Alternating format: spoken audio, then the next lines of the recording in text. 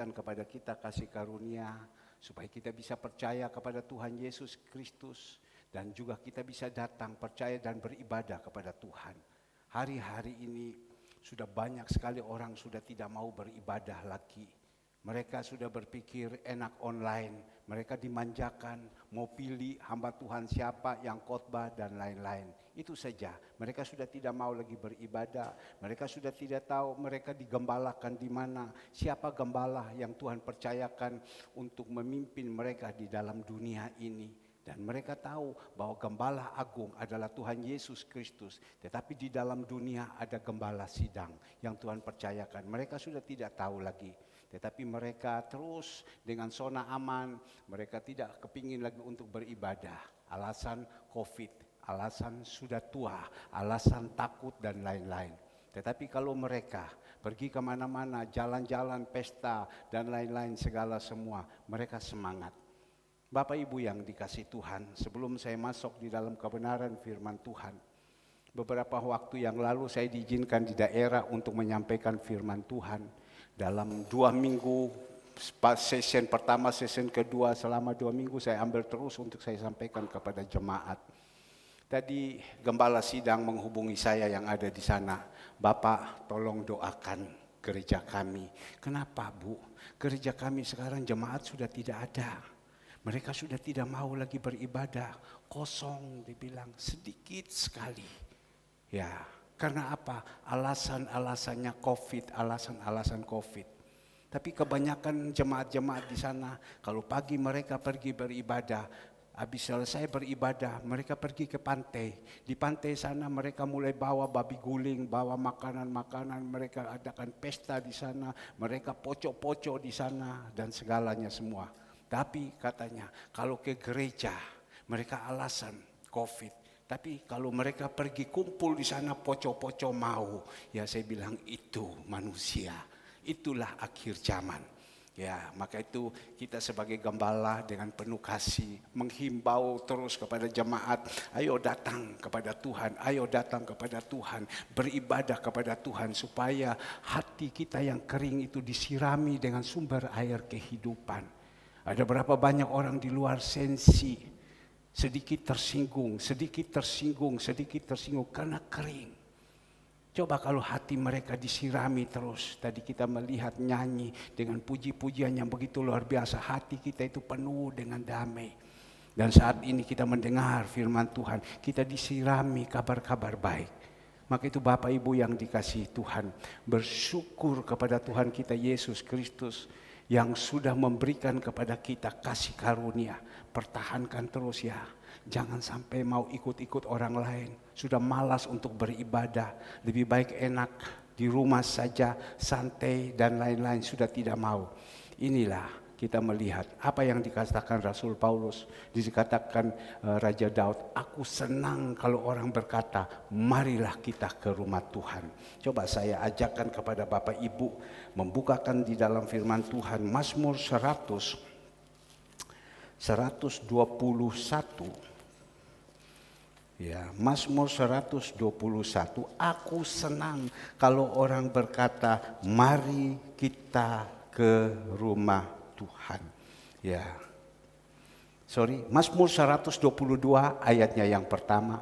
Tolong dikeluarkan. Mazmur 122 ayatnya yang pertama. Nyanyian Syara Daud. Aku bersuka cita ketika dikatakan orang kepadaku, mari kita pergi ke rumah Tuhan. Ya, ini seorang raja yang diberkati Tuhan. Raja yang Tuhan pakai sampai akhirnya anak Daud, yaitu Yesus Kristus. Maka itu sore hari ini kita bersyukur, masih pun terlambat tetapi datang. Tapi kalau bisa kita berusaha, jangan kita terlambat. Kita masuk mulai dengan sukacita dari awal. Maka itu Bapak Ibu yang dikasih Tuhan, di dalam Tuhan itu indah, hati tenang.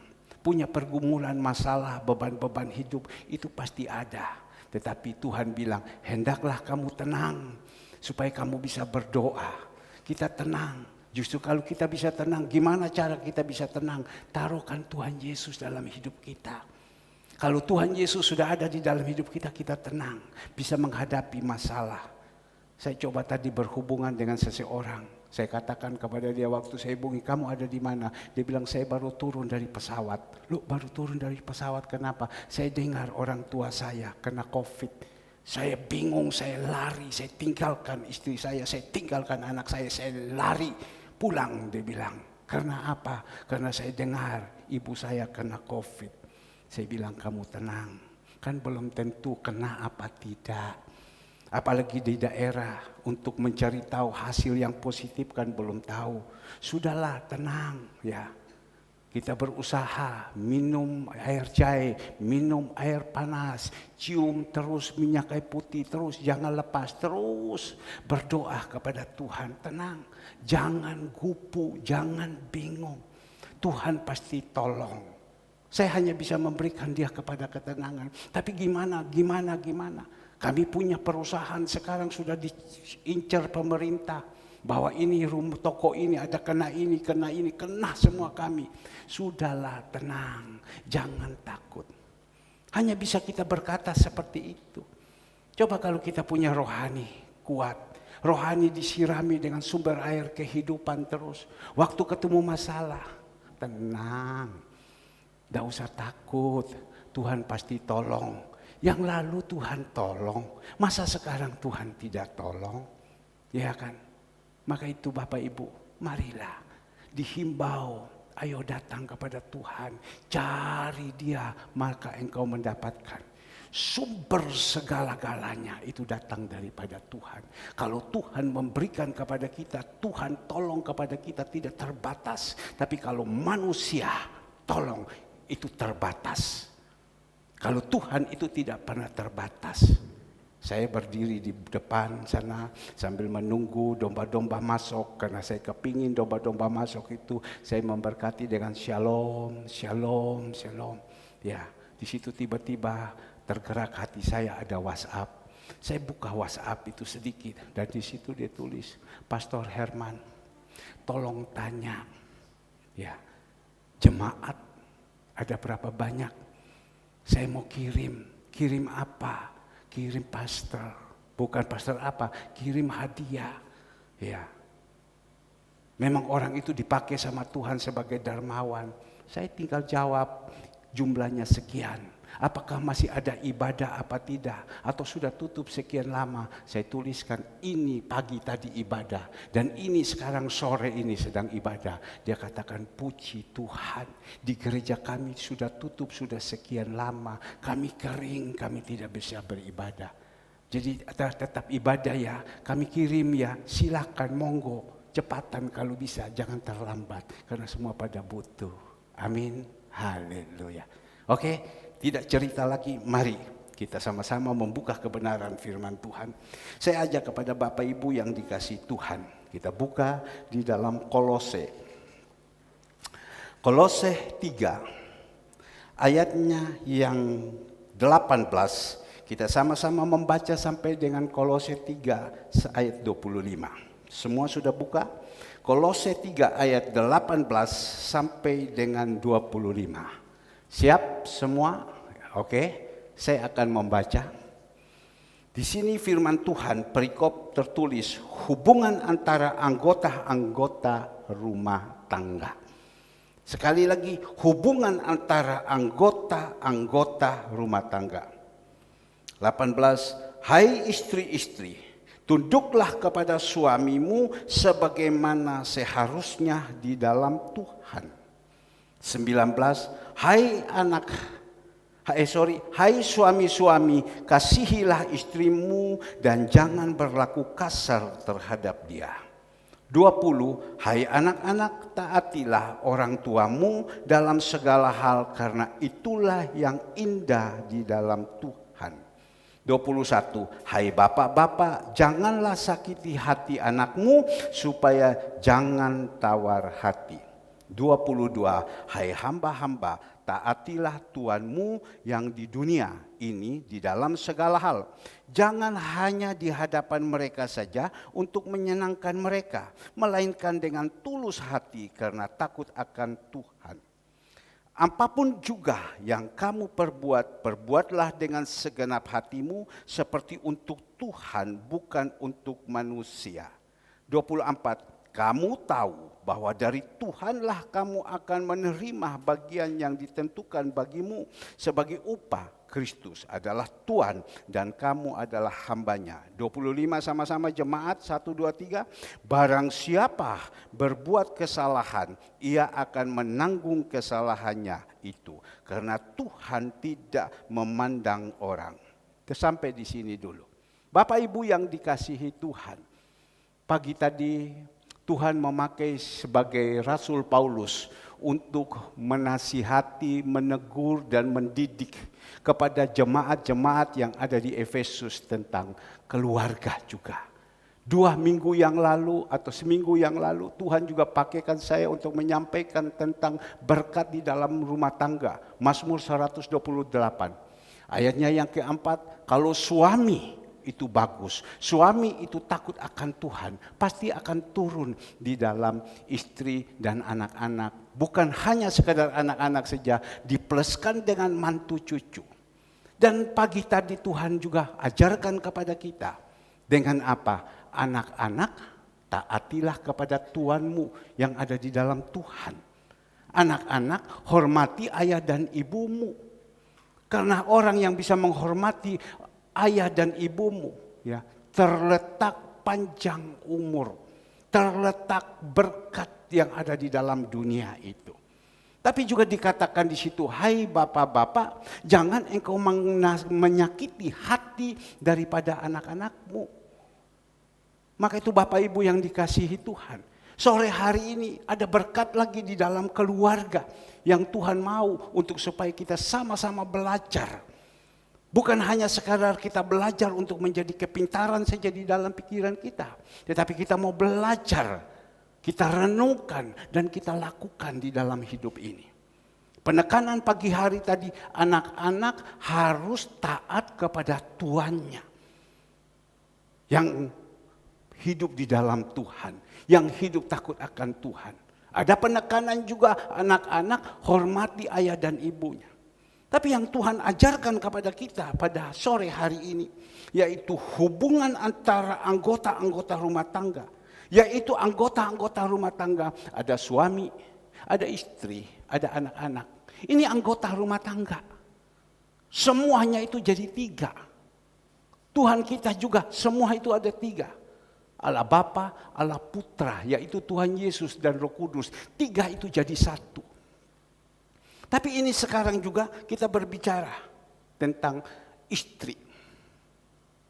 Sekali lagi tentang istri. Dikatakan di dalam firman Tuhan ayat 18. Hai istri-istri, tunduklah kepada suamimu sebagaimana seharusnya di dalam Tuhan. Rasul Paulus menekankan ya, kepada jemaat-jemaat yang di Kolose. Dan kita tahu pada waktu itu juga Rasul Paulus dia tuliskan surat ini kepada jemaat-jemaat yang ada di Kolose. Karena apa? Ya, dia tahu bahwa istri-istri pada waktu itu, jemaat-jemaat Tuhan yang ada di Kolose, senantiasa tidak pernah tunduk kepada suami. Maka itu ada kesalahan-kesalahan itu disampaikan oleh Rasul Paulus. Saya kalau renungkan Rasul Paulus itu luar biasa, hebatnya. Dia bisa tahu semua bagaimana peraturan-peraturan anak-anak harus tunduk, harus taat kepada orang-orang tua yang di dalam Tuhan. Orang tua jangan menyakiti hati anak. Istri-istri, semua apa yang dalam segala segi hidup Rasul Paulus itu dia tahu. Kalau kita berpikir-pikir Rasul Paulus itu pintar sekali ya. IQ-nya berapa? Tapi saya percaya pintarnya manusia itu terbatas. Karena Rasul Paulus hidup takut akan Tuhan. Rasul Paulus sudah bertobat. Roh Tuhan masuk di dalam Rasul Paulus. Sehingga kepintarannya Allah, ilahi itu turun kepada dia. Sehingga dia dibukakan terus pengertian-pengertian. Maka itu dia tuliskan kepada jemaat yang ada di Kolose. Saya tidak tahu pada waktu itu jemaat-jemaat yang ada di Kolose. Apakah mereka ini senantiasa istri itu suka tunduk kepada suaminya? Maka itu dia katakan di sini, kalau mau rumah tangga itu bagus, indah, supaya damai datang, berkat itu mengalir, mari ada kerukunan di dalam satu rumah tangga. Karena kerukunan itu adalah kehendak Tuhan. Kalau kita rukun di situnya, kita akan melihat berkat itu tidak pernah terputus-putus datang, melimpah dalam kehidupan kita, kerukunan. Maka itu dia katakan di sini, hai istri-istri, tunduklah kepada suamimu sebagaimana seharusnya di dalam Tuhan. Istri-istri, tunduklah, bukan istri-istri, tanduklah. Istri itu tidak punya tanduk. Tentu istri itu adalah wanita, perempuan. Dia tidak punya tanduk. Tapi yang disuruh tunduklah. Istri-istri yang ada di jemaat Tuhan sekarang ini. Saya percaya ini istri-istri semua adalah istri-istri yang baik. Istri-istri yang diberkati Tuhan. Istri-istri yang bukan melawan. Istri-istri yang dengar-dengaran. Meskipun ada orang berkata, Pak, kalau bisa sekali-sekali jangan telepon orang-orang lain saja. Telepon juga istri saya. Biar supaya bangun pagi mereka cepat-cepat datang ke gereja. Jangan umekai terus di rumah. Saya tidak suka katanya. Itu juga bagus. Karena kalau kita mau beribadah, datang. Kalau bisa kita sama-sama bergandengan tangan, datang. Ya, tapi saya percaya istri-istri yang ada di sini adalah istri-istri yang sudah melewati masa ujian-ujian, masa cobaan-cobaan. Karena apa? Mereka senantiasa dididik terus di dalam Tuhan. Kita melihat istri-istri yang ada ini. Pagi sudah datang, makan firman Tuhan 3 jam. Sekarang datang lagi, cari ini ada di mana. Tidak pernah ketemu seperti ini. Ini berarti orang yang sudah terlatih, orang yang sudah terdidik. Tapi Tuhan senantiasa ada kitab ulangan. Beritahukan terus, ada ulangan, ulang kembali, diingat-ingatkan lagi. Supaya istri-istri ini yang ada, ya, berusaha. Itu Tuhan mengajarkan kita. Kalau kita mau hidup di dalam keberkatan, hidup dalam penyertaan Tuhan, dikatakan tunduklah kepada suami. Suami itu kepala. Istri ini pengikut saja. Suami bawa kemana? Istri ikut. Suami omong apa? Istri ikut. Tapi kita melihat juga suami yang mana? Kalau tadi pagi saya bilang, bapak-bapak yang gonggong, yang miring punya, kita ikut sama dia, kita masuk jurang. Tapi saya percaya yang saat ini, suami-suami yang ada di sini, yang senantiasa membawa jalan, membawa terang. Tadi seorang bapak berkata kepada saya, Pak, saya kepingin Pak, kalau ke gereja itu jangan terlambat Pak. Saya kepingin Pak, kalau bisa ini mau berangkat ke gereja, ayo sama-sama Pak. Jangan saya sudah siap mau berangkat, di belakang masih putar kiri, putar kanan, suka terlambat. Saya tidak suka. Saya suka kalau bisa ke gereja lebih awal Pak. Suami yang benar, dia mendidik kepada istrinya menjadi contoh. Maka itu di sini ada berapa banyak istri-istri kalau suami ngomong mereka tidak mau dengar, hanya berkata cerewet saja. Maka itu Bapak Ibu yang dikasihi Tuhan. Firman Tuhan ini menyampaikan, terutama untuk yang menyampaikan, mengoreksi diri dan juga untuk jemaat. Kenapa tadi saya panggil istri saya ada di mimbar? Kan jarang untuk saya minta istri saya doakan firman. Tetapi saya harus menyampaikan firman Tuhan ini. Apakah dikatakan di sini istri-istri tunduklah kepada suamimu? Kita melihat ada yang bisa jawab. Angkat tangan, saya berikan hadiah. Hari ini Ibu Retno menjual makanan. Dijual ikan presto, betul Ibu Retno ya. Bu Retno ngomong begini, Pak, saya akan membuat nanti nasi daripada ikan presto. Waduh Pak, Bapak belum pernah coba. Enaknya masalah Pak. Ngomongnya, enaknya masalah. Saya akan buat. Tiba-tiba saya teringat tadi. Bu Retno, saya mau berikan hadiah. Kalau ada yang bisa jawab, angkat tangan saja. Tadi saya panggil dengan istri saya, berdiri di depan sama-sama. Saya suruh kepada istri saya untuk berdoa. Apa yang Bapak Ibu melihat? Angkat tangan. Nanti pulang dapat nasi 2 kotak. Kan enak tuh, gak usah pusing-pusing. Kalau di rumah 4 orang, lah bagi separuh-separuh. Sekarang kan zaman diet. Ya kan, 2 kotak. Ada yang bisa jawab cepatan? 1, 2, 3. Tidak ada yang bisa menjawab. Ya wes, siapa Pak? Oh, bajunya seragam. Berikan kemuliaan untuk Tuhan Yesus. Sabar dulu Pak, masih ada lagi Pak. Kan tidak bisa langsung dapat begitu saja. Baju seragam. Betul. Bapak tahu. Baju seragam ini, yang mengatur baju seragam, saya bersama dengan istri. Itu siapa Pak? Apa ini kehendak saya? Saya berkata, Bu Gembala, atau biasa panggil namanya Sian, tolong itu batik kita sama-samakan supaya seragam dan lain-lain. Atau bagaimana? Siapa yang mengatur? Siapa? Loh, tidak ada yang jawab. Pak Kris sudah tidak jawab lagi. Berarti tidak dapat Pak. Ini untuk semua untuk Pak Kris, karena Pak Kris sudah duluan. Siapa? Ibu.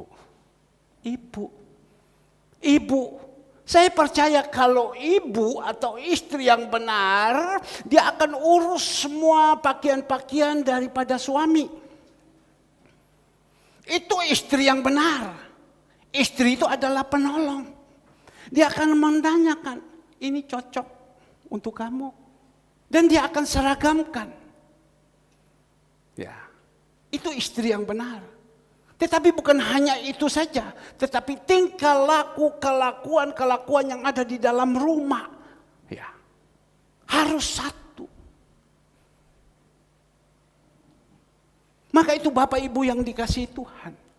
Juga anak-anak saya yang ada di sini, segala semua yang belum menikah. Kalian nanti akan berumah tangga. Pegang firman Tuhan itu. Kalau kalian mau berhasil. Kalian akan menjadi istri. Bukan istri, tanduklah suamimu. Bukan tunduk, tapi kamu tanduk. Kamu kuasai dia. Atau kamu jadikan dia kacung. Atau kamu jadikan apa yang tidak benar. Itu sudah luar dari kebenaran firman. Maka itu di dalam gereja, di dalam firman Tuhan, senantiasa mendidik kepada kita. Anak-anak ini ayo, istri-istri yang nanti akan menjadi istri. Kamu kepada suami jangan berani. Ada berapa banyak di akhir-akhir zaman ini. Istri-istri begitu berani dengan suaminya. Maka itu apa yang dikatakan Raja Daud. Lebih baik ada di suatu rumah daripada kumpul dengan perempuan-perempuan cerewet. Sekali lagi lebih baik kita tinggal di suatu rumah daripada kumpul dengan perempuan-perempuan atau istri-istri yang cerewet. Kalau ada di antara sini kita istri-istri yang cerewet, hendak cepat bertobat. Karena apa? Covid ada di depan. Bukan Tuhan yang ada di depan, Covid ada di depan untuk masuk di dalam hidup kita. Pak, agak keras Bapak ngomong ini. Tetapi ini saya percaya ini untuk demi kebaikan. Dikatakan perikop di sini hubungan antara anggota-anggota rumah tangga. Nanti Pak Kris selesai. Bu Retno tolong kasih 2 Bu Retno. Ya 2 ya. Pak Kris dan Ibu. Anak-anak jangan ikut-ikut makan. Beli sendiri. Anak beli sendiri. Jangan bilang papa. Aku papa. Tidak. Ini untuk papa dan mama. Father, how are you, mother? Papa dan mama duduk bertatap muka, makan. Bapak Ibu yang dikasihi Tuhan. Apa yang Tuhan suruh sama saya lakukan. Saya teringat pada waktu saya pakai ini baju, saya lihat istri saya punya ada gantung juga begitu. Tapi sebelum dia gantung, sebelum dia istirahat, dia sudah setrika semua. Dan baju saya ini disetrika langsung oleh istri saya sendiri. Saya bersyukur, terima kasih Mama Sian. Ada kasar-kasar juga, bukan tidak. Tapi waktu saya ngomong, kenapa kamu kalau ngomong sama saya kok agak kasar-kasar juga? Dia bilang faktor U. Tahu faktor U, faktor umur. Maka itu Bapak Ibu, inilah kebenaran. Rasul Paulus dengan tegas dia berbicara, dia menyurati. Karena dia tahu kalau seumpama sampai istri-istri yang cerewet ini. Ya, yang tidak pernah taat, yang tidak pernah tunduk, yang tidak pernah setia kepada suaminya. Sampai menjalankan begitu, maka wanloklah, habislah rumah tangga ini. Akan timbullah percekcokan. Dan juga kebenaran firman Tuhan orang tidak lakukan. Maka hidup mereka akan susah. Karena hari-hari ini adalah hari-hari yang penuh dengan kesusahan. Sangat-sangat susah. Untuk supaya kita bisa eksis kembali, bagaimana pertolongan Tuhan. Paling yang penting satu, kita sadar dan berbalik. Tapi saya tahu jemaat-jemaat yang ada di sini bukan jemaat-jemaat istri-istri yang suka tanduk sama suaminya. Ini semua adalah banyak tunduk. Kalau dulu-dulu banyak istri-istri suka tanduk sama suami. Istri mau kepalai suami. Karena apa? Karena itu memang karakter.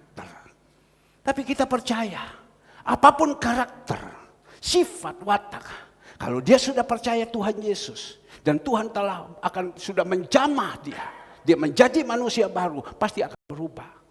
Karena contoh seperti Saulus, yang sekarang disebut Paulus, yang begitu jahat, pada waktu ketemu dengan Tuhan Yesus, dia berubah. Semua cara berpikirnya, semua cara tingkah lakunya, semua berubah. Hatinya dirubah penuh dengan kasih. Bayangkan dari penjara, dituliskan kepada jemaat yang ada di Kolose. Mengingatkan. Apa urusannya istri tunduk kepada suami? Tapi karena kasihnya yang begitu besar, dia sampaikan. Bapak Ibu yang dikasihi Tuhan. Inilah yang Tuhan ajarkan kepada kita. Jadi saya pesan, semua kita, ibu-ibu yang ada di sini, anak-anakku yang ada di sini, khusus anak-anak wanita, kalian kalau sudah menikah, pegang ini, ya, suamimu itu number one. Maka itu sebelum kalian menikah, dan saat ini akan masuk di dalam pacaran, sebelum jalan ini hidup dulu, kita pikir baik-baik. Jangan sampai salah. Pak, bagaimana saya harus tunduk kepada suami saya? Wong suami saya modelnya seperti ini. Kelakuannya seperti ini. Saya harus ikut sama dia. Lah masuk jurang. Tadi pagi kita berkata, kalau suami yang tidak benar, dia akan bawa semua dalam kehancuran. Kan masuk jurang. Tapi kita pegang di dalam Mazmur 128 ayatnya yang 4. Tolong kasih keluar. Mazmur 128 ayatnya yang keempat. Sesungguhnya demikian akan diberkati orang laki-laki yang takut akan Tuhan. Sesungguhnya demikian akan diberkati laki-laki yang takut akan Tuhan. Karena laki-laki yang takut akan Tuhan di dalam ayatnya yang ketiga kita lihat di sini. Istrimu akan menjadi seperti pohon anggur yang subur di dalam rumahmu. Anak-anakmu seperti seperti tunas pohon zaitun sekelilingi mejamu. Kan enak. Maka itu sebelum kita melangkah, kita untuk mencari pasangan hidup, pikirkan baik-baik dulu. Cari laki-laki yang benar-benar hidup takut akan Tuhan. Jangan kesusu. Jangan bingung. Saya sudah umur sekian. Ya sudahlah, tutup-tutup mata, masuk saja. Saya beritahukan kepada Bapak Ibu ya. Khusus untuk anak-anak saya. Saya sudah menggembalakan 20 sekian tahun. Di dalam penggembalaan ini ada begitu macam masalah-masalah yang saya lihat.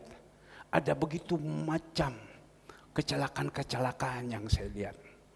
Ada berapa banyak orang dia takut pasangan hidup ini. Sehingga dia berpikir, sudah saya tidak terlalu berpikir. Yang penting daripada saya jomblo, saya ambil saja. Daripada saya ini dari keluarga seperti ini, daripada saya tidak dapat, lebih baik sudah yang ini datang tak ambil saja. Nanti saya injili. Tapi pada waktu mereka mulai berpacaran, saya melihat anak ini, saya bilang ingat ini tidak baik loh. Saya ngomong begitu. Tetapi mereka tetap jalan. Mereka tetap jalan. Tapi akhirnya jalan menikah. Waktu menikah bikin pesta. Teng, teng, teng, teng. Teng, teng, teng, teng. Pesta, meriah. Tapi akhirnya waktu masuk di dalam pesta, apa yang terjadi? Laki ini penyakitan. Laki ini penyakitan. Mau bilang apa? Masa sudah disatukan di dalam Tuhan. Suka duka baik tidak baik. Tidak ada satupun yang bisa dipisahkan selain kematian. Tapi laki ini penyakitan. Laki ini sakit-sakitan. Maka itu sekarang mereka menikah. Tidak bisa punya anak. Bukan hanya tidak bisa punya anak saja. Tidak cocok dengan mama mertua. Tidak cocok dengan ini. Tidak cocok dengan ini. Sedangkan hidup hari lepas hari seperti macam begini. Maka itu saya pesan, sabar, tunggu, berdoa sama Tuhan. Nanti Tuhan akan memberikan tulang rusuk yang baik untuk kita. Kita tidak perlu takut. Yang penting kita hidup di dalam jalannya Tuhan. Kereta itu dia akan menuju ke Jakarta. Kalau dia ada di dalam relnya, dia pasti akan sampai di Jakarta. Tapi kalau kereta itu tidak jalan di dalam rel, dia menuju ke Jakarta, tapi dia di luar rel, sampai kapanpun dia tidak akan sampai di tujuan. Biar ini untuk memberikan kekuatan kepada kita.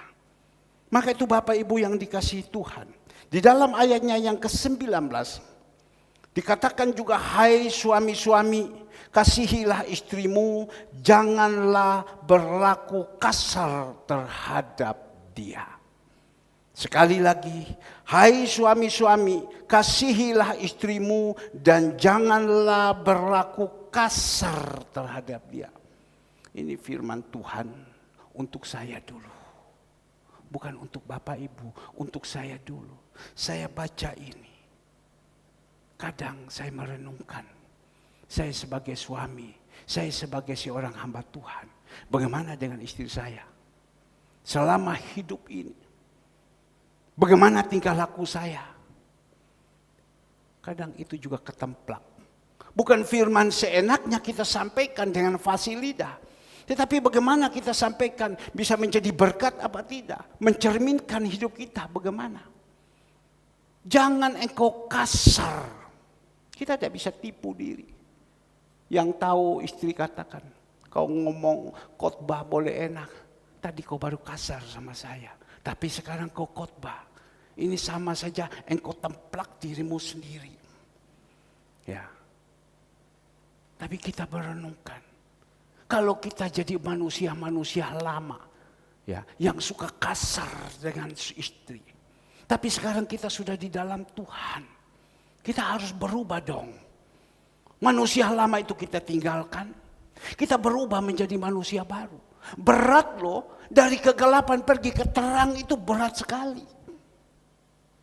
Kita lihat bangsa Israel yang dipimpin oleh Musa keluar dari Mesir pergi ke Kanaan. Itu menceritakan gelap menuju ke terang. Begitu berat setengah mati sehingga banyak yang jatuh berkelimpangan. Karena tidak kuat menghadapi untuk menuju kepada terang. Kepingin mau, iblis sudah ikat kaki. Kepingin mau, yang jahat sudah ada di depan. Kepingin baik, yang jahat sudah ada di depan. Maka itu kenapa harapkan Roh Kudus yang memberikan kekuatan. Maka itu kita pagi sore hari ini kita datang beribadah kepada Tuhan. Kita dengar ini firman Tuhan. Kita minta kekuatan. Kita kepingin menuju kepada terang. Itu begitu berat. Kita kepingin mau beribadah kepada Tuhan. Iblis sudah ikat kaki kita. Tapi kalau bilang pergi ke poco-poco. Kalau pergi ke pesta. Pergi ke mana-mana. Semua oke. Karena iblis itu dia tidak menghalang-halangi orang yang pergi pesta. Dia tidak pernah menghalang-halangi orang yang pergi poco-poco. Atau menghalangi orang yang pergi jalan-jalan. Tapi iblis paling takut kalau kita bisa datang ke rumah Tuhan. Karena kita sudah datang di rumah Tuhan, itu tidak begitu saja. Iblis masih terus berusaha. Dia ganggu terus kita di dalam rumah Tuhan. Coba kita lihat Ayub 1 ayat 6. Ayub 1 ayat 6, coba kita melihat di sini. Pada suatu hari datanglah anak-anak menghadap Tuhan. Di antara mereka datang juga apa? Iblis. Ya. Anak-anak Tuhan datang di gereja. Iblis kejar terus, iblis ikuti terus. Untuk apa? Mengganggu kita, pikiran kita, dan lain-lain. Maka itu kenapa dihimbau dari gembala untuk jemaat, kalau untuk beribadah, berusaha jangan terlambat. Karena dari terlambat itu sebelum ibadah itu kita sudah berdoa dulu. Kan kita nyanyi. Tujuan nyanyi itu firman Tuhan berkata, Tuhan bertakhta di atas pujian umatnya. Mata hati kita yang sedang keras dihancurkan semua dengan puji-pujian. Sehingga hati kita ini, tanah hati kita sudah lebur, sudah hancur. Tinggal benih ditabur, tumbuh, tabur, tumbuh. Tapi kalau tanah hati ini tidak dihancurkan, kita tabur di batu, tidak akan tumbuh. Mungkin tumbuh, tapi tidak pernah keluarkan buah. Saya teringat di loteng dari Pastori, ada pohon. Loh, saya bilang ini pohon kok ditumbuh di cor-coran. Dia tumbuh di cor-coran. Sudah 10 lebih tahun. Dia tidak pernah tinggi, pendeknya begini aja. Kapan mau keluar buah? Tidak bisa keluar buah. Karena dia tumbuh di batu keras. Tapi kalau dia tumbuh di tanah yang lembut, keluarkan buah 30, 60, bahkan 100 kali lipat. Bapak Ibu yang dikasihi Tuhan. Dikatakan di sini, hai suami-suami. Kita yang suami-suami ini, yang ada di sini. Saya tahu suami-suami sini semua suami-suami yang baik. Suami-suami yang takut akan Tuhan. Sehingga bisa mengiringi anak-anaknya datang kepada Tuhan. Saya tahu ini suami-suami. Tetapi perlu diingatkan juga. Ya, kasihilah istrimu dan janganlah berlaku kasar terhadap dia. Dia itu makhluk yang lemah. Kasihilah dia. Jangan kita berlaku kasar. Kalau saya dengan istri, kadang sedikit kurang enak, sedikit saya agak keras sama dia. Yaitu manusia. Sekarang saya minta ampun. Tuhan tolong berikan saya hati supaya mengasihi istri saya. Dia begitu memperhatikan saya, tolong saya, segalanya. Kenapa saya harus berlaku kasar? Kita ini manusia apa tidak, tetapi inilah karena apa? Ada iblis di dalam hidup kita. Iblis bilang aku diam-diam, aku tidur terus, bok salah no aku. Kemarin saya pergi cabut gigi. Selesai sebelum saya cabut, istri saya yang berkomentar dengan dokter. Dokter bagaimana? Ini masih bengkak. Apa perlu dicabut? Dokter bilang cabut aja. Risiko ditanggung pasien. Loh kenapa begitu Pak Dokter? Kenapa ibu harus takut? Ibu punya suami kan pendeta. Dia punya iman kuat. Sini saya suntik dalam nama Yesus. Dia suntik. Aduh, suntik. Cabut. Sudah selesai pulang. Tak kasih sama kamu obat ini. Dokter obat apa? Saya tinggal diam. Istri saya yang sudah mulai catat. Oh obat ini dokter. Oh ini. Dia mulai pikir. Ini obat. Di rumah ada apa tidak ya? Oh ada. Ini obat ada. Karena tahu. Tidak mau memboros-boros. Ada berapa banyak istri-istri dah mau tahu. Pokoknya beli. Wah itu repot. Dia tahu obat apa. Dokter ini obat ada saya. Oh ada ya. Ya sudah kalau begitu tidak usah ya. Obat apa lagi? Ini. Oh ini obat ada saya dokter. Oh ada. Ya sudah. Kalau begitu ini saja. Ya beli. Dia pikir. Oh tidak ada. Kalau kita coba kita singgah di apotek ini. Apotek ini murah. Ya, dan dia yang berhubungan sendiri. Saya suami tinggal lipat tangan, dia yang urus. Maka itu kalau kita dapat istri pintar itu enak. Kalau kita dapat istri pintar itu enak. Tapi kalau istri hong-hong, ya, kalau istri rodong ini, itu pusing. Maka itu cari istri yang benar. Cari suami juga seperti ini.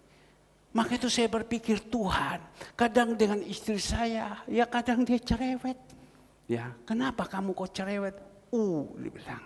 Ya mau marah tidak bisa. Ngerti itu itu sudah umur. Baru umur 51 aja sudah seperti begini. Apalagi kalau sudah umur 55. Nah Bapak Ibu yang dikasihi Tuhan, dipermudahkan umurnya. Maka itu Bapak Ibu yang dikasihi Tuhan, janganlah berlaku kasar terhadap dia. Bagaimana suami-suami? Adakah di sini suami-suami yang senantiasa berlaku kasar? Bertobat kamu. Tapi di sini tidak ada kok. Sini suami-suami itu baik-baik semua. Kalau dia berlaku kasar, dia bukan jemaat surya kebenaran. Karena apa? Dia telah dibersihkan. Firman Tuhan mengatakan, ini telah dibersihkan dia. Dengan apa? Dengan firman. Maka itu suami, kalau mau dihargai oleh istri, suami kalau mau dihargai oleh anak-anak, monggo, ojo kasar ambil istri. Istri wes susah-susah. Istri saya pagi-pagi sudah bangun, pagi sudah urus semua. Apa yang kita butuhkan, saya habis doa pagi, makanan sudah disiapkan untuk saya makan. Sudah pergi untuk pergi berenang, semua sudah diatur. Masih kita kurang ajar, kita masih kasar dengan dia. Sakit diurus terus dan lain-lain, masih juga kita kasar. Tolong kalau kita mau supaya tingkap-tingkap langit ya terbuka. Mari suami-suami, jangan kasar dengan istri. Kalau masih ada kasar, tolong bertobatlah sebab kerajaan Allah sudah dekat. Kisah 19, Kisah 3 ayat 19. Coba kita melihat. Kisah 3 ayatnya yang ke-19. Karena itu sadarlah dan bertobatlah supaya dosamu dihapuskan. Amin kan? Nah ini dalam hati tadi suami mulai ngomong, cocok ini. Istri juga mulai ngomong, cocok juga kamu. Tapi jemaat di sini tidak begitu. Jemaat di sini cienpu hau-hau. Ya, artinya jemaat di sini semua baik-baik. Ya, saya merasakan kok. Saya senantiasa punya ada marifat. Saya senantiasa, wah ini jemaat baik-baik ini. Ya, ini bukan waktunya, ini mereka. Mereka itu harus dikuatkan karena mereka sudah ada di dalam jalannya Tuhan. Tapi saya percaya kalau ada jemaat yang tidak benar, itu Tuhan sudah taruh kepada saya untuk masuk itu firman Tuhan seperti pedang masuk. Tapi kita di sini, saya percaya suami-suami adalah suami yang baik. Di dalam ayatnya yang 20 tadi pagi saya sudah khotbah. Tentang anak-anak, taatilah orang tuamu dalam segala hal, karena itulah yang indah di dalam Tuhan. Saya tidak kupas terlalu panjang lagi. Maka itu anak-anak kita yang ada, belajar taat ya. Ya, kita belajar taat, itu kuncinya. Kalau kita taat, kita akan menerima janji-janji Tuhan. Tadi saya sudah kupaskan tentang Abraham. Allah perintahkan kepada dia, keluar. Bawa istri, pergi. Engkau akan menerima janji-janji Tuhan. Engkau akan diberkati. Siapa yang memberkati, engkau akan diberkati. Yang mengutuki akan dikutuki. Dan engkau akan mempunyai ya keturunan yang begitu luar biasa seperti bintang di langit dan pasir di bumi, di laut. Ya, kita lihat terwujud. Secara manusia tidak mungkin. Tapi karena dia taat. Saya minta anak-anakku, kalian belajar taat. Baik tidak baik, belajar saja sudah. Tidak mungkin pemimpinmu yang di dalam Tuhan mau mencelakakan kalian, tidak mungkin. Mana Bapa, anak minta roti dia kasih batu, tidak mungkin. Belajarlah, Kalau firman Tuhan yang sudah diberikan untuk supaya taatlah. Taatlah. Dan juga di dalam firman Tuhan ayatnya yang ke-21. Hai bapak-bapak, janganlah sakiti hati anakmu supaya jangan tawar hati. Juga tadi pagi saya sudah kupaskan, tapi boleh saya tambahkan sedikit lagi. Bapak-bapak yang ada di sini ya, saya tahu bapak-bapak ini tidak pernah menyakiti hati anak-anak, tapi ini Tuhan pesan, jangan, tolong dikeluarkan ya, jangan sakiti ya. Ini kok udah pernah dipindahkan, ayo ya. Hai bapak-bapak, janganlah sakiti hati anakmu supaya jangan tawar hati. Bapak minta dihargai, Bapak minta dihormati, tapi Bapak tidak menjadi contoh. Bapak tidak menjadi terang, tapi minta dihormati. Ya ada, mau dihormati, ayolah dari kita dulu. Jadilah contoh, jadilah terang. Supaya kita ini hidup diberkati oleh Tuhan. Saya tidak panjang, tetapi di dalam ayat 22. Ya, disinilah kita melihat luar biasa. Tadi pagi berbicara tentang anak dan hormati ayah dan ibu. Ini sekarang berbicara tentang istri tunduk dan suami jangan kasar. Tetapi sekarang kita berbicara di dalam dunia lagi. Di dalam dunia ayat 22 dia katakan di sini, hai Bapa, hai hamba-hamba, taatilah Tuhanmu yang di dunia ini dalam segala hal. Jangan hanya di hadapan mereka saja untuk menyenangkan mereka, melainkan dengan tulus hati karena takut akan Tuhan. Ya, di sini kita melihat, di sini ada jemaat-jemaat banyak juga jadi pekerja di perusahaan. Ya. Sekali lagi di sini banyak jemaat-jemaat jadi pekerja di dalam perusahaan. Tuhan pesan, kalau kalian ini mau supaya gaji kalian di dalam COVID tidak dipotong 50%. Kalau kalian mau itu disayangi oleh perusahaan, lakukan apa yang Tuhan pesankan. Ya. Hai hamba-hamba, kita ini hamba-hamba di dalam dunia. Taatilah Tuhanmu yang di dunia ini dalam segala hal. Kita bekerja di satu perusahaan. Kalau kita jadi pekerja, apalagi sekarang mencari kerjaan susah. Di mana-mana perusahaan PHK kan pekerja. Di mana perusahaan juga dalam keadaan kegoncangan-kegoncangan. Tapi kalau kita sudah ditaruhkan di satu tempat untuk bekerja, kita belajar supaya pemimpin-pemimpin kita yang ada di dalam dunia atau perusahaan-perusahaan yang sudah diangkat menjadi pemimpin atau ada owner-owner yang kita hadapi, pemiliknya, kita belajar taat. Karena ini firman Tuhan mengajarkan kepada kita, taatilah Tuhanmu yang di dunia ini. Ya, dalam segala hal kita jadi pegawai.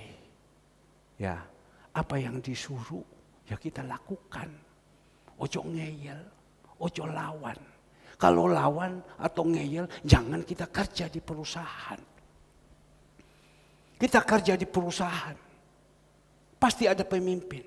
Pemimpin akan menyuruh kepada kita. Atau diberikan tanggung jawab kepada kita. Lakukan semua yang baik. Lakukan yang baik. Jangan sampai kita tidak lakukan yang baik. Pak, kenapa Bapak berbicara seperti ini?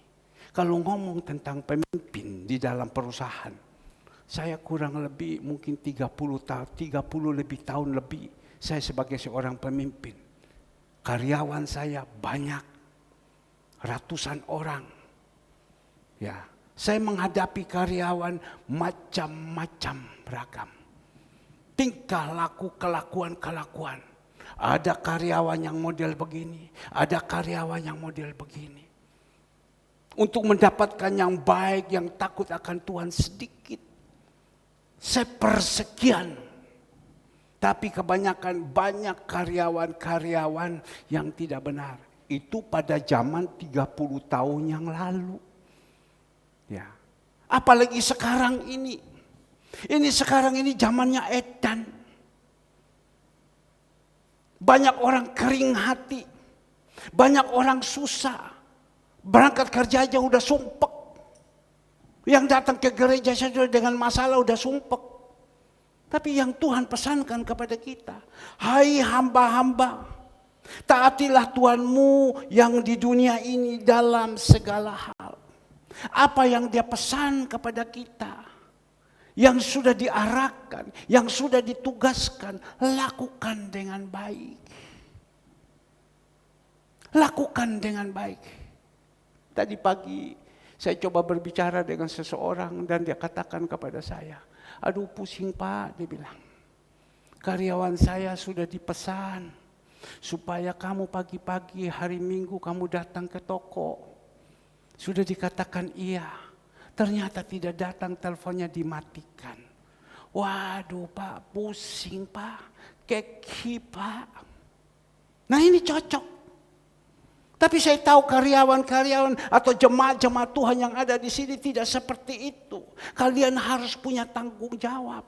Sudah ditugaskan, ya, tidak. Kalau bisa lakukan. Kalau tidak bisa ngomong baik-baik, Bu atau Pak, saya tidak bisa karena saya ada tugas di gereja. Juga firman Tuhan mengatakan, hai pemimpin-pemimpin yang dalam dunia, jangan kamu halang-halangi anak-anakmu untuk datang ke rumah Tuhan. Jadi dia katakan, aduh Pak, pusing Pak, menghadapi ini karyawan-karyawan. Ini saat ini, sekarang ini, seperti begini. Kalian kalau kadang dipotong gajinya, banyak jemaat-jemaat yang kena potong gajinya sisa 50%. Sampai bersungut-sungut, wah pusing, ngopo kok perusahaan kok potong 50%. Sudah untung dia potong 50%. Ya, dia juga sekarang udah mau mati, dah mati. Dia masih taruh belas kasihan. Ya. Maka itu belajarlah hidup ini bersyukur kepada Tuhan. Maka itu taatilah Tuhanmu yang di dunia ini dalam segala hal. Jangan hanya di hadapan mereka saja untuk menyenangkan mereka. Melainkan dengan tulus hati karena takut akan Tuhan. Ada berapa banyak karyawan-karyawan. Mereka menghadapi bosnya yaitu ABS. Saya tidak tahu zaman sekarang masih ada kata ABS apa tidak. ABS itu adalah asal Bapak senang. Ya. Semua lapur kasih senang hati Bapa, kasih senang hati Bapa, yaitu ABS. Padahal hancur, tapi dia lapur yang enak. Itu namanya ABS, hanya menyenangkan. Dia katakan di sini, jangan hanya di hadapan mereka. Siapa mereka? Yaitu tuannya di dalam dunia. Untuk menyenangkan mereka, hanya laporan ABS. Tapi yang dia katakan, melainkan dengan tulus hati karena takut akan Tuhan. Orang kalau mau punya masa depan, itu belajar hati itu punya ketulusan. Karena di dalam Mazmur 71, ayatnya yang pertama, coba kita melihat di sini. Mazmur 71 ayat 73, Mazmur 73 ayatnya yang pertama, ya. Sesungguhnya Allah itu baik bagi mereka yang tulus hatinya, bagi mereka yang bersih hatinya. Lakukan dengan ketulusan. Kerjaan-kerjaan yang kita kerja, lakukan dengan punya ketulusan. Bahkan dia kembali lagi tadi, takut akan Tuhan. Orang kalau suka, orang itu hidup takut akan Tuhan, tidak taute. Tahu-taute. Takut Ibu Meco di sini. Apa itu taute? Ya, nyolong. Nyolong.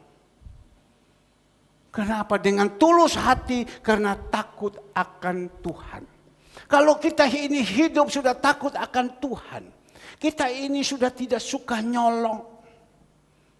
Nyolong bon. Waktu disuruh pergi belanja, bonnya ditambah.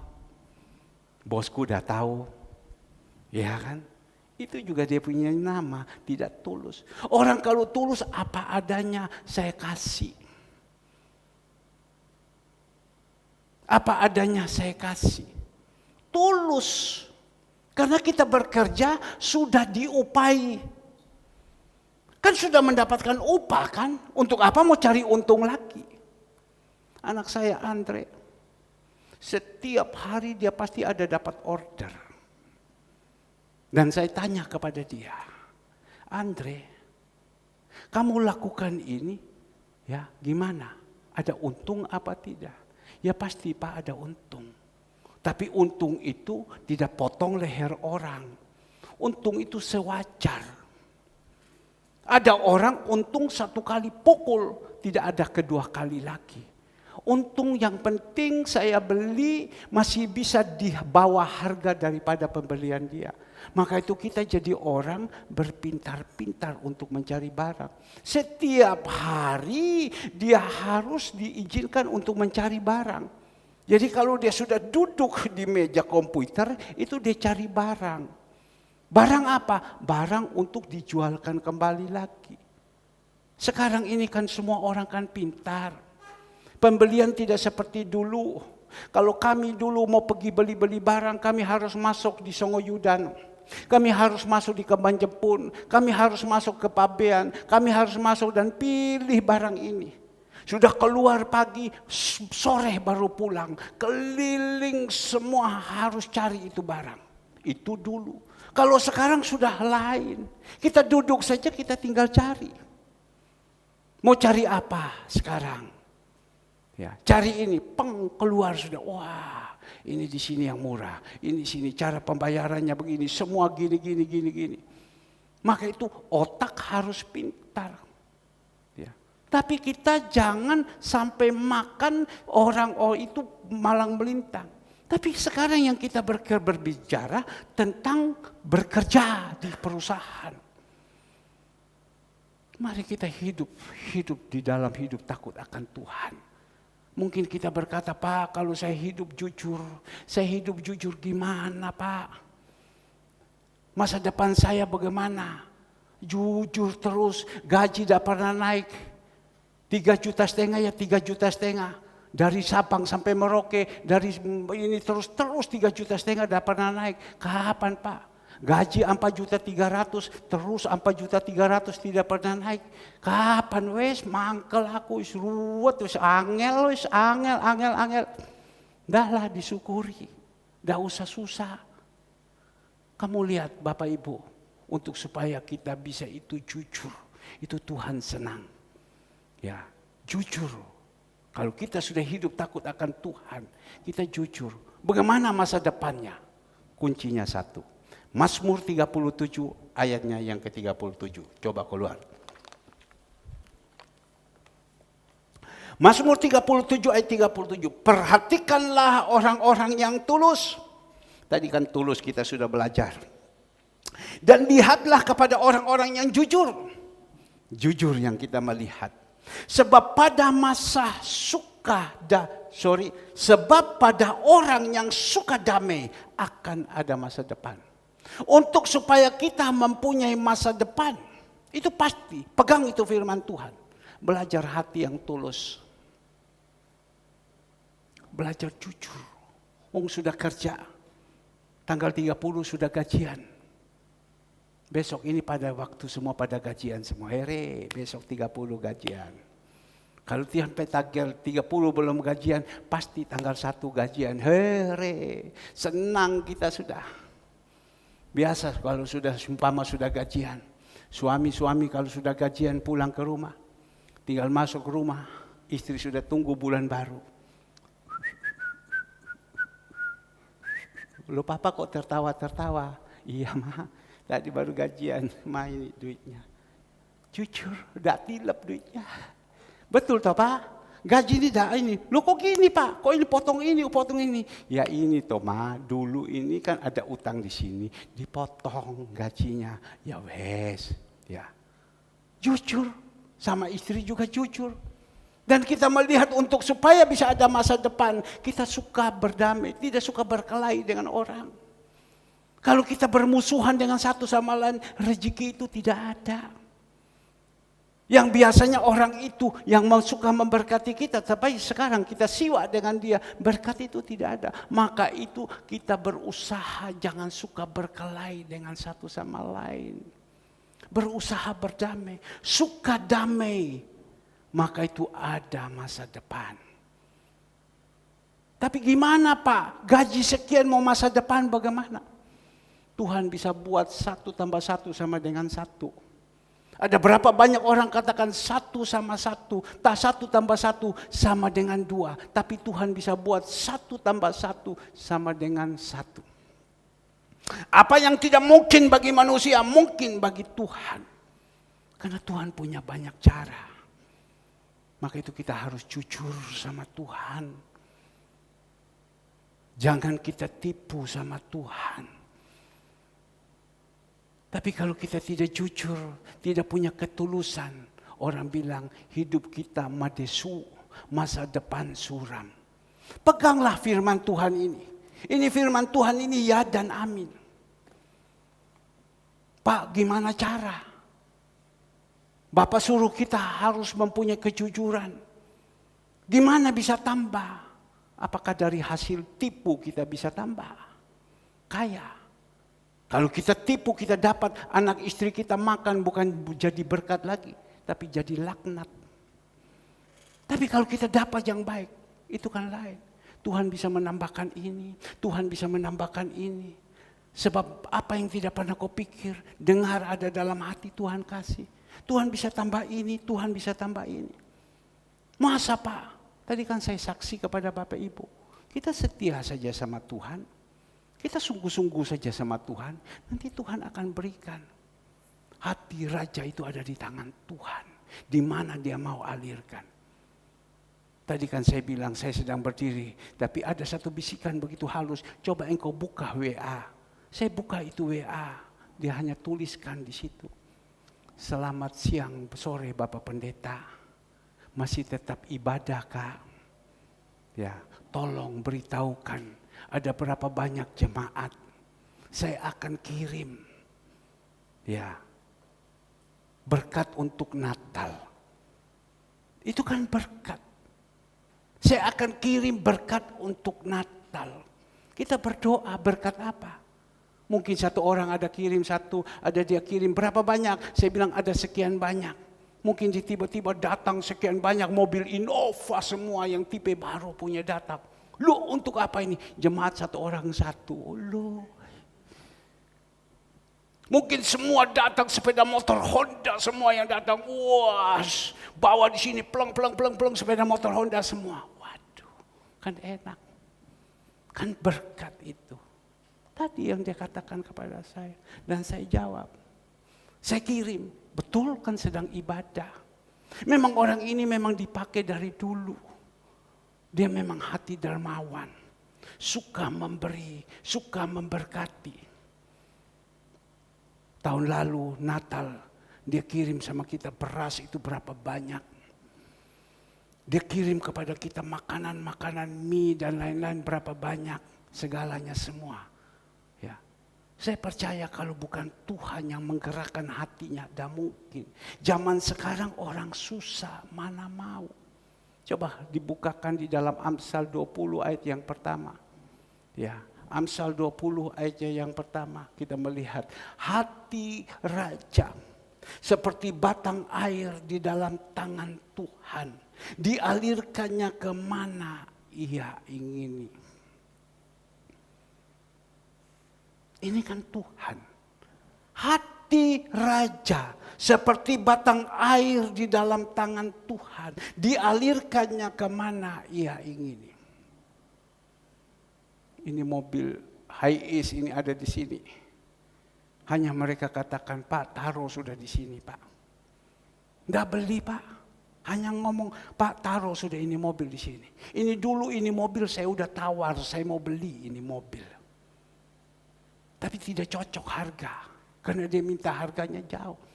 Tapi saat ini dia ngomong sama saya, Pak ini mobil taruh sudah di sini Pak. Taruh sudah di sini. Maka itu saya bilang anak kaum muda, kalian udah melayani capek ya. Tapi kalian ingat melayani untuk Tuhan. bukan melayani untuk manusia. Minta sama ketua pemuda nanti, ayo kok hari libur, ya kita pergi sama-sama. Kemana? Keluar kota. Mau ke Ungaran, ayo pergi berdoa. Naik mobil, 16 itu 16 orang, 17 masuk. Apalagi yang kecil-kecil gantung aja di atas. Biar dia berdiri, holy haliho, holy haliho. Yang besar-besar masuk ke dalam, pergi, tidak apa-apa. Kalian punya jualan-jualan makanan, sudah kumpul 1,5 juta. Ya, saya sudah suruh 1 juta ditransferkan ke rekening gereja untuk dipakai untuk Natal. Semua yang ada di sini. Yang 500 kalian pegang, pergi kalian. Ayo, kalau kurang uang omong sama om di sini. Nanti kita atur, kalian pergi bersenang-senang. Naik di atas mobil, sama-sama berangkat. Saudara bergandengan tangan. Hari ini harinya Tuhan. Senang-senang, satu sama lain. Tidak ada siwa-siwaan. Kalian berkumpul sama-sama. Melayani selama 1 tahun. Ayo pergi senang-senang. Bawaan ini mobil, Tuhan sudah siapkan untuk kalian. Pakai ini mobil. Orang tua pasti kasih. Tidak mungkin tidak kasih. Maka itu ada anak-anak muda yang di sini. Ketua pemuda yang ada. Kalian jadi contoh. Jaga kalian punya anak-anak. Kalian punya kesatuan ini bagus sekali. Maka itu kemarin malam Josie datang dengan papa mamanya. Dia datang bawa burger. Bawa burger langsung dari sini. Andre langsung teriak, itu padahal sedang pimpin pujian lagi latihan. Itu burger datang. Langsung saya keluar ke depan. Josie masih malu-malu. Josie, kamu bawa apa? Burger om. Ayo pergi ke dalam. Langsung Josie datang. Tawarkan. Burger. Diambil habis. Bawa 10. Anak-anak muda sekian banyak. Saya bilang, Ivon kamu bawa 10, di dalam lagi tukaran, saya bilang. Siapa yang beli, siapa yang tidak. Tapi di situ dia bawa minuman lagi. Dia bawa lagi minuman. Ada jual minuman, bawa lagi. Saya bilang, ayo ke belakang. Josie dengan datang, ayo minuman, habis. Saya pulang dari cabut gigi, saya bertanya kepada anak saya, ya apa? Minumannya Josie laku. Dia bilang tinggal 2. Pada waktu tinggal 2, tidak laku, dia datang kepada mamanya. Ma ya apa ma? Benar kan? Tinggal 2 ma. Hari iki le duit iku wis angel hari iki. Lah duit iku angel iki, wis angel tuturane iki. Ma tinggal 2. Untung katanya saya dapat jawaban. Ibu Andreas datang. Kenapa Josie? Ya tante, sisa 2. Oh 2. Cek, ambil. Ini. Fatul, Andre, minum. Wah, saya bilang. Jadi habis. Dia beli siapa? Bu Andreas. Masya Allah. Senang kan? Maka tadi Josie keluar ke belakang. Karena masih banyak anak-anak muda yang hutang belum bayar tadi malam. Datang ditagihin 1 persatu. Bayar. Pokoknya hari ini harus klop tutup buku. Lo Josie jual minuman begini bayar per puluhan loh. Josie jual minuman ini, makanan ini bayar per puluhan loh. Bulan lalu dapat laporan. Josie bayar per puluhan 100.000, betul ya? Berdiri kamu. Ayo cepatan. Berdiri. Ya, betul kamu bayar per puluhan 100.000. Iya bilang. Ya. 100.000. Berarti omset dia 1 juta. Kita melihat di sini. Senang.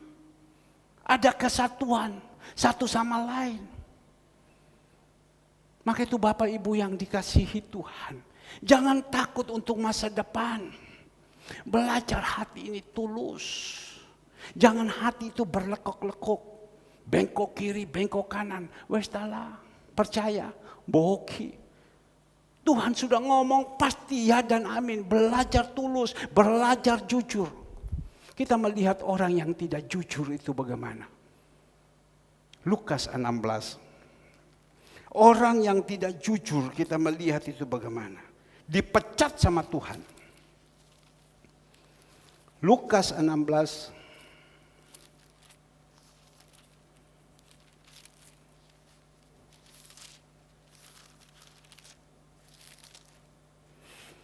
Lukas 16 ayatnya yang pertama. Perumpamaan tentang bendahara yang tidak jujur. Dan Yesus berkata kepada murid-muridnya, ada seorang kaya yang mempunyai seorang bendahara. Kepadanya disampaikan tuduhan bahwa bendahara itu menghamburkan miliknya. Lalu ia memanggil bendahara itu dan berkata kepadanya, apakah yang kudengar tentang engkau? Berilah pertanggungjawab atas urusanmu, sebab engkau tidak boleh lagi bekerja sebagai bendahara. Kata bendahara itu di dalam hatinya, apa yang harus aku perbuat? Tuanku memecat aku dari jabatanku sebagai bendahara. Mencangkul aku tidak dapat, mengemis aku malu. Aku tahu apa yang akan aku perbuat, supaya apabila aku dipecat dari jabatanku sebagai bendahara, ada orang yang akan menampung aku di rumah mereka. Nah, kita melihat di sini ada satu bendahara yang tidak jujur. Dia pegang uang daripada orang kaya ini. Orang kaya ini menceritakan Tuhan kita Yesus Kristus. Tuhan titipkan dia menjadi bendahara. Tetapi uang itu dia tidak pergunakan. Tidak jujur untuk kembalikan untuk Tuhan. Dia menghambur-hamburkan. Satu saat Tuhan datang minta pertanggungjawaban. Tidak bisa mempertanggungjawabkan karena tidak jujur. Dan dia tahu Tuhan pecat sama dia. Tuhan pecat sama dia. Dia pikir, wah ini Tuhan pecat sama saya mau jadi apa? Saya jadi pengemis. Malu. Saya suruh mencangkul tanah. Ya saya tidak bisa. Tapi saya mau berpikir siapa yang mau menolong saya lagi. Maka itu Tuhan minta kepada kita. Kuncinya gampang. Ya, jangan takut. Kalau kita mau supaya masa depan itu ada. Meskipun ada COVID, meskipun ada kesusahan dan lain-lain. Belajar hidup itu jujur. Kalau jujur itu engkau tidak pernah akan melihat. Pasti Tuhan senantiasa menolong. Bapak Ibu yang dikasihi Tuhan. Kembali lagi tadi firman Tuhan di dalam Kolose. Apa yang dia katakan? Ya, di dalam 22 tadi bagian belakang C. Melainkan dengan tulus hati karena takut akan Tuhan. 23. Apapun juga yang kamu perbuat. Perbuatlah dengan segenap hatimu. Seperti untuk Tuhan. Bukan untuk manusia. Kita bekerja, berusaha, tanggung jawab. Kita lakukan seperti kita punya.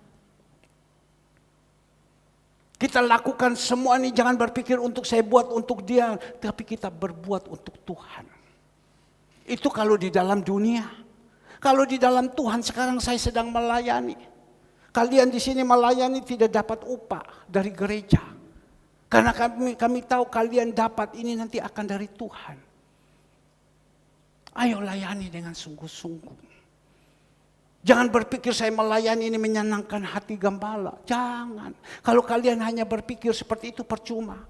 Kalian bilang saya melayani ini karena saya mengasihi Tuhan. Tuhan telah membuat hidup saya begitu luar biasa, maka itu saya melayani dia. Gereja mau Natal. Ibu-ibu ini saya lihat mereka pasang tangga, mereka naik, mereka atur semua. Mereka beli ini rantai-rantai, mereka beli ini kembang-kembang, mereka atur. Masih banyak. Hari Senin lagi ada kerja, hari Selasa lagi kerja. Nggak tahu nanti dekor gimana caranya, mereka akan atur semua yang terbaik. Apakah mereka berpikir mereka buat ini untuk manusia? Berapa harga harus kita bayar kepada mereka? Tidak sanggup. Tapi ibu-ibu ini luangkan waktu. Mereka lakukan semua untuk Tuhan. Ya, mungkin kalau mereka berpikir saya sudah lakukan ini, apa yang saya dapat? Apa yang saya dapat? Tuhan tahu dulu.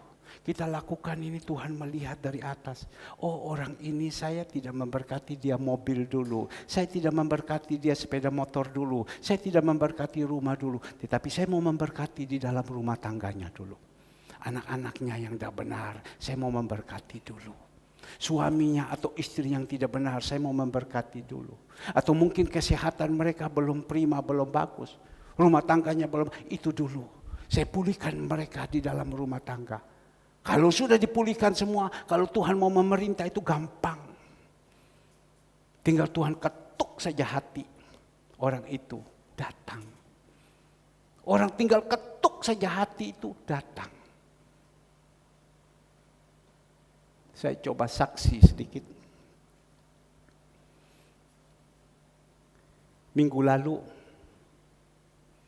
pada waktu saya pergi ke Pacet. Pada waktu saya pergi ke Pacet, saya pulang. Tiba-tiba di rumah saya itu sudah ada semua makanan. Ada telinga babi, ada nasi ini, ada hewan, ada ini, ada ini, ada ini. Sampai tahu Jepang pun juga ada. Segala semua. Loh, saya berpikir sampai peye pun ada. Karena mungkin Ivon supply peye terlambat, itu peye juga datang. Datang segala semua. Istri saya hanya ngomong, ini ada orang kirim makanan. Semua itu sudah komplit datang. Saya hanya merenungkan, iya. Kok bisa ya?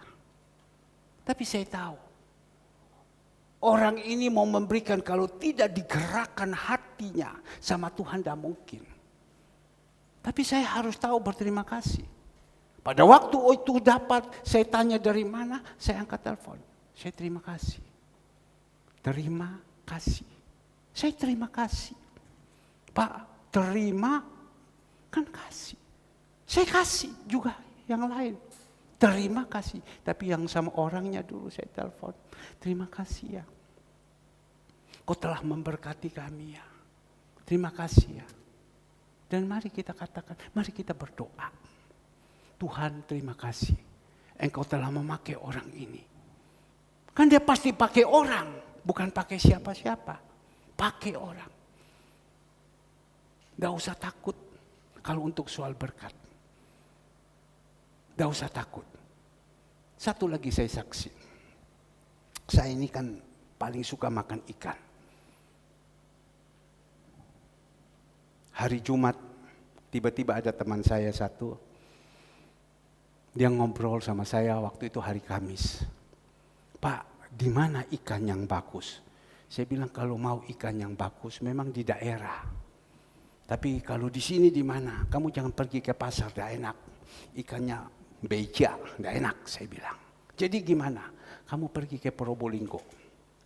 Kamu pergi ke Probolinggo, di sana ada di situ setiap minggu kalau saya tidak salah ada kapal yang datang dari Ambon. Orang itu pengusaha ikan, ngepul ikan masuk dalam kustorit dan sesudah itu dikirimkan ke Jepang, dia kirimkan ke Cina, dia kirimkan ke mana saja. Kamu pergi ke sana dan itu ikan mereka tangkap dari Ambon. Dari Ambon itu mereka punya kapal banyak, mereka tangkap, dapat itu ikan, mereka bersihkan semua, habis itu dibungkus dalam plastik, dimasukkan di kustorit. Karena kapal itu kapal es. Sudah penuh semua ikan, kapal itu berangkat masuk ke Probolinggo. Sampai di sana bongkar dan masuk ada gudang, ada kustorit di situ. Kamu pergi ke situ.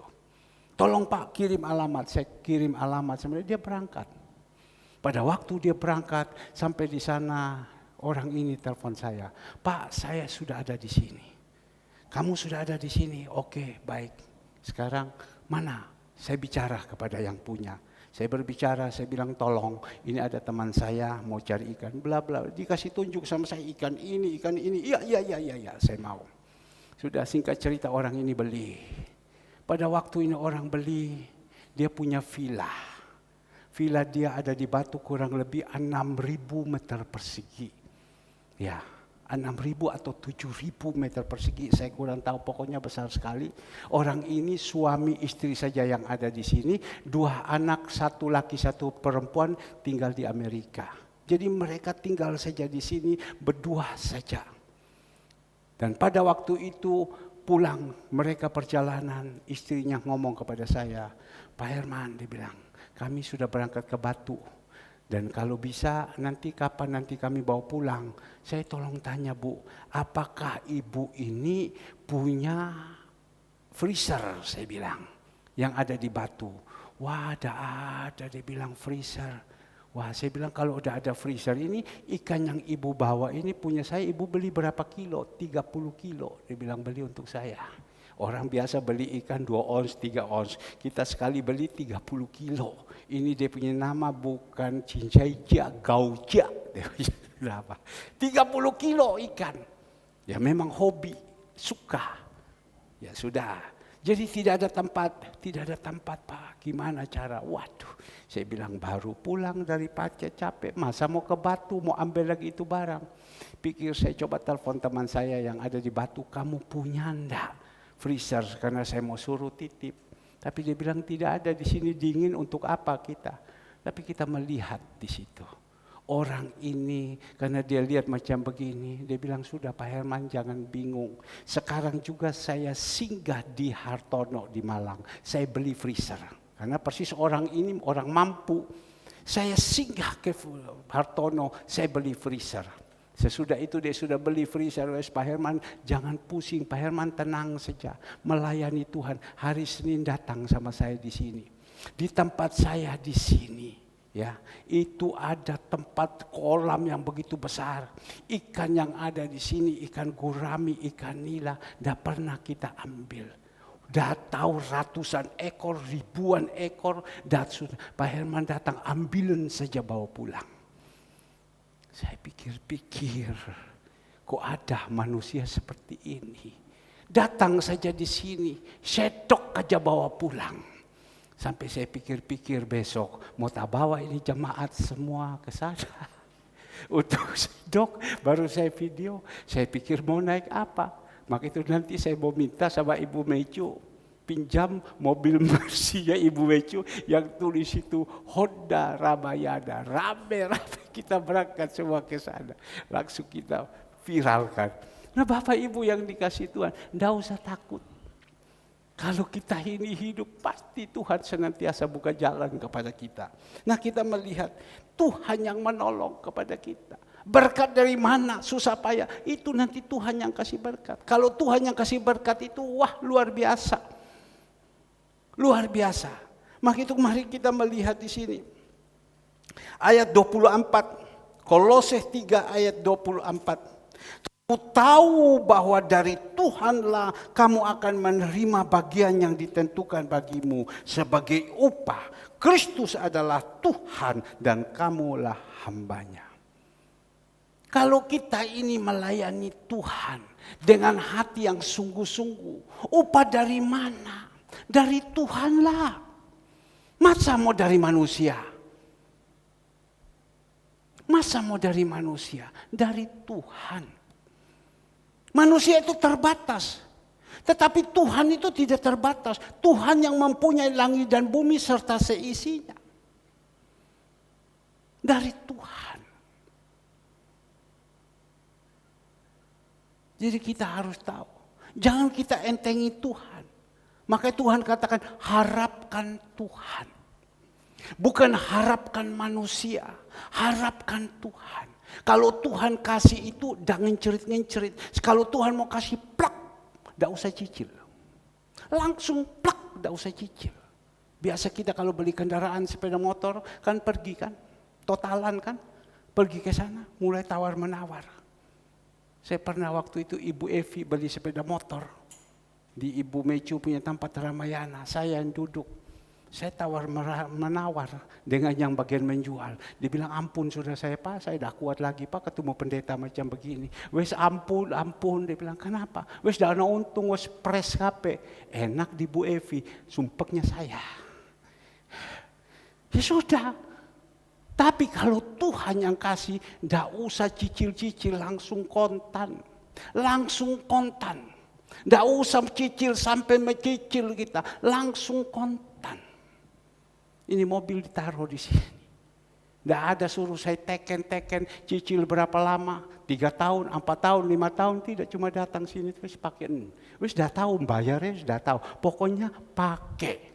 Maka itu anak-anak muda Natal ini pakai. pakai, tidak apa-apa. Mobil tidak dipakai untuk kalian, ini kalian punya. Tuhan punya juga kalian punya pakai. Maka itu acarakan sudah. Kalau mau pergi syuting, dibikin untuk supaya ada ini syuting di dalam mobil itu. Ya, waktu kalian sedang mau viralkan di dalam khotbah-khotbah kalian di dalam mobil syuting, pergi kemana? Jalan, pakai ini mobil. Tuhan kasih. Dari mana berkat? Itu dari Tuhan. Tempat ini kami dipercayakan untuk pakai. Ya, untuk pakai. Ini tempat Tuhan yang suruh. Biasa kita kalau beli rumah cicil. Sampai mencicil, matanya sampai keluar, pusing untuk bayar cicil. Tetapi ini rumah, langsung waktu itu tempat ini datang. Tuhan siapkan uang yang tidak mungkin jadi mungkin. Langsung saat itu uang 1 gepok kontan Tuhan bawa. Waktu saya putus, oke, jadi, salaman, jadi. Uang dah pegang. Dah pegang, tapi besok Tuhan bisa siapkan uang 1 gepok. Sampai saya berikan gepok lunas. Mungkin ada yang bertanya, Pak, suratnya ini gereja ada di bank? Tidak. Ini surat baru masih panas. Berapa tahun sudah habis waktu, sekarang perpanjang lagi. Perpanjang kemarin baru suruh saya teken, semua itu surat-surat saya teken, sudah keluar kembali lagi sertifikat gereja. Ya. Jadi surat ini tidak disekolahkan. Surat ini ada dalam berangkas kontan kalau Tuhan yang kasih. Nah, Bapak Ibu yang dikasih Tuhan, mari layani Tuhan. Ikut Tuhan dengan tulus, jujur. Pasti Tuhan akan menolong. Jangan berkata, dari mana yang bayar saya, dari mana yang bayar. Kalau Tuhan mau kasih tidak ada yang mustahil. Saya undang pemusik, singer. Mari di dalam hidup ini. Belajar hidup ini supaya kita hidup di dalam kebenaran firman Tuhan. Jangan takut dan jangan gelisah. Tuhan kita yang kita sembah, Dia adalah yang hidup. Mari sungguh-sungguh kita datang kepada Dia. Haleluya. Jangan